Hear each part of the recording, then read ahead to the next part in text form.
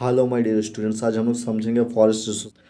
तो ये forest resources की अगर मैं इंट्रोडक्शन की बात करूँ तो फॉरेस्ट रिसोर्सेज और वाइटल इकोसिस्टम, बहुत इंपॉर्टेंट इकोसिस्टम होता है जो प्रोवाइड करता है numerous benefit including biodiversity, carbon storage, economic resources.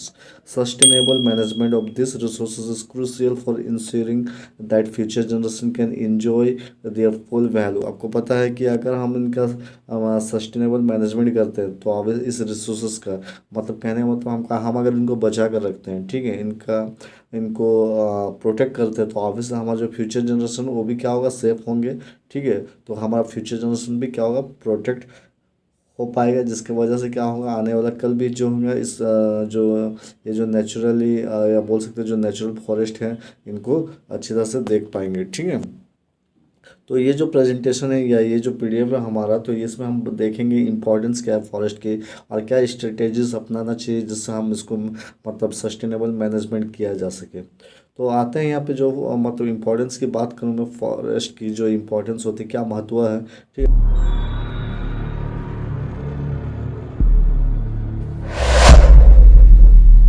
ठीक है, तो फॉरेस्ट जो होता है play a key role in maintaining ecological balance. बहुत बड़ी बातें हैं यहाँ पे कि ये जो होता है बहुत बड़ा रोल प्ले करता है इन मेंटेनिंग इकोलॉजिकल बैलेंस को।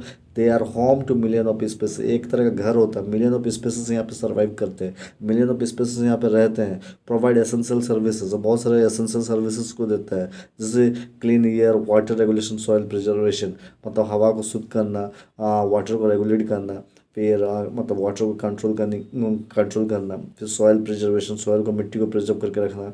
Protecting forest is essential for combating climate change.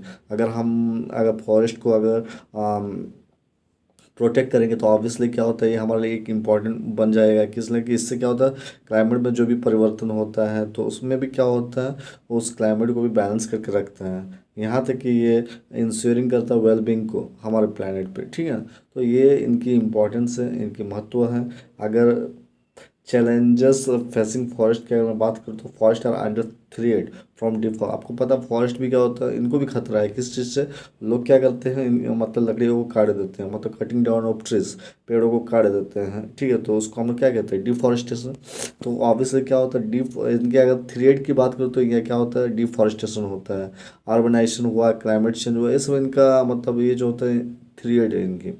This challenges lead to habitat loss. इसकी वजह से क्या होता है, अगर डिफॉरेस्टेशन करोगे तो हैबिटेट लॉस हो जाएंगे, बायोडाइवर्सिटी क्या होगा, डिक्रीज हो जाएगा, मतलब वो धीरे धीरे कमते जाएगा। ठीक है, फिर उसके बाद कार्बन इमिशन जो होता है वो बढ़ जाएगा, मतलब उसमें क्या होता है, कार्बन पार्टिकल जो होता है वो बढ़ते जाएंगे, जिसकी वजह से कार्बन डाइऑक्साइड जो होगा, ठीक है, वो भी पृथ्वी पर बढ़ जाएंगे, जिसकी वजह से ग्लोबल वार्मिंग भी आ सकते हैं। ठीक है, हो सकता है। ठीक है, it is essential to address these issues through effective policies and community engagement to ensure the health of our forest। अगर हम ये सारे प्रॉब्लम को अगर देखेंगे, जैसे हैबिटेट का लॉस होना है, डिफॉरेस्टेशन हो रहा है, बायोडाइवर्सिटी कमते जा रहा है, या कार्बन का एमिशन हो रहा है, तो ये सारा जो प्रॉब्लम है, ये सारा जो इश्यूज़ है जो हम देख रहे हैं, अगर हम इसको समझेंगे तो ऑब्वियसली हमको कुछ ऐसा इफेक्टिव रूल और रेगुलेशन या पॉलिसी को डेवलप करना चाहिए ताकि इसको कंट्रोल किया जा सके, और कम्युनिटी का इंगेजमेंट होना बहुत ज़रूरी है। ठीक है ना, ताकि एक अच्छा मतलब एक हेल्दियर फॉरेस्ट हम लोग पा सकें। अब आ जाते हैं यहाँ पे सस्टेनेबल मैनेजमेंट प्रैक्टिसेस। तो हम लोग को क्या था अभी एक मतलब ये जो हेडिंग है इसमें हम लोग क्या समझेंगे, implementing sustainable management practices such as selective logging, agroforestry, reforestation can help preserve forest. मतलब हमको किस तरह से मतलब इसको मैनेज करें ताकि फॉरेस्ट जो है, ठीक है, को हम प्रोटेक्ट कर सकें। तो वेरी सिंपल है कि इसके लिए हमको इम्प्लीमेंट करना होगा सस्टेनेबल मैनेजमेंट प्रैक्टिसेस को। ठीक है, हम लोग को लॉगिंग करना है लेकिन सेलेक्टिव लॉगिंग करना है। ठीक है, एग्रो फॉरेस्ट्री करना है, रिफॉरेस्टेशन, पौधों मतलब पेड़ों को लगाना है, ताकि इससे क्या होगा कि हम प्रिजर्व कर पाएंगे हमारा फॉरेस्ट इकोसिस्टम को। This practices not only promote biodiversity but also enhance the economic value of the forest resources, ensuring they can benefit both present and future generation।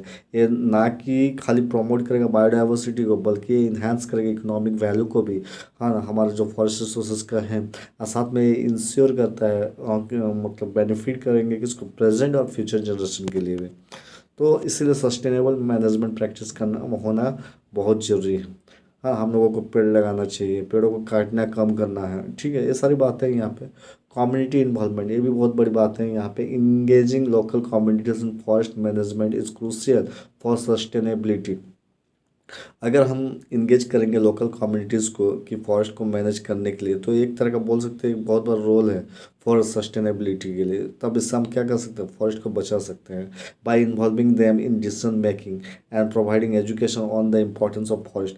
उनको इस तरह से इंगेज करना है, उसको इस तरह से इन्वॉल्व करना है कि उनको मतलब एक डिसीजन मेकिंग को तैयार करना है और उनको समझाना है, उनको बताना है कि क्या इम्पोर्टेंस है इस फॉरेस्ट का। ठीक है, फॉरेस्ट हमारे लिए क्यों इम्पोर्टेंट है, ये सारे चीज़ जो होता है उन लोगों को इन्वॉल्व होकर उनको एजुकेट करना बहुत ज़रूरी है। We can foster a sense of ownership and responsibility. ये हमारा जिम्मेदारी होता है कि हम किस तरह से इसको बचा कर रखें, कैसे हम प्रोटेक्ट करें। ठीक है, this leads to more effective conservation efforts and improve livelihoods. तो इससे क्या होगा कि हम लोग क्या कर सकते, कंजर्व कर सकेंगे। साथ में अगर फॉरेस्ट को अगर हम बचा ले, हाँ, तो इसमें हम सब अकेले नहीं, हम सबों को मिलकर यहाँ पे मतलब प्रोटेक्ट करना होगा, ताकि वहाँ अगर फॉरेस्ट बचेंगे तो ऑब्वियसली क्या होगा, फॉरेस्ट का अगर प्रोटेक्ट करते हैं तो वहाँ के जो भी वाइल्ड लाइफ हो वो भी क्या होंगे, सेफ रहेंगे। ठीक है ना, और हमारा फ्यूचर जनरेशन भी उसको देख पाएगा। तो ये सारी बात है कि फॉरेस्ट को बचाना बहुत ज़रूरी है। ठीक है, फॉरेस्ट के रिसोर्सेज जो होता है, अगर देखो एक तरह के गिफ्ट ऑफ नेचर है,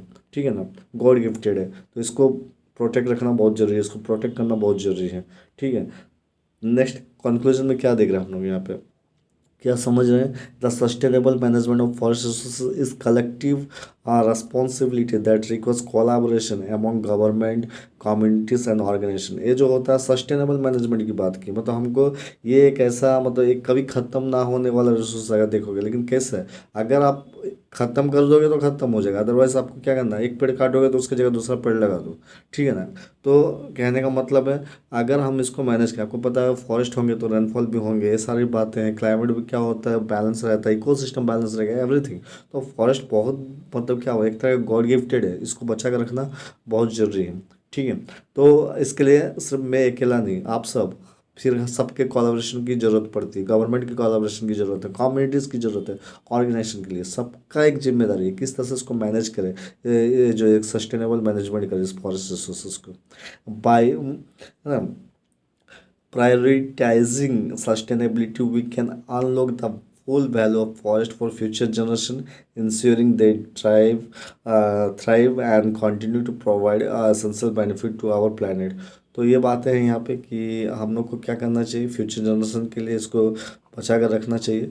ठीक है ना, क्योंकि हमको पता है ये जो होता है बहुत एसेंशियल बेनिफिट देते हैं हम लोग को यहाँ ना, क्योंकि पेड़ से हम लोग को बहुत जो होते हैं, फॉरेस्ट से हम लोग को बहुत सारा मेडिसिन बनते हैं, तो वो मेडिसिनल प्लांट भी वहाँ पे पाए जाते हैं। तो ये बहुत ज़रूरी है इनको प्रोटेक्ट करके रखना। ठीक है, तो वेल, तो फॉरेस्ट रिसोर्सेज जो है तो इससे हम बोलेंगे बहुत ही इम्पोर्टेंट है। आज के लिए इतना ही, थैंक यू।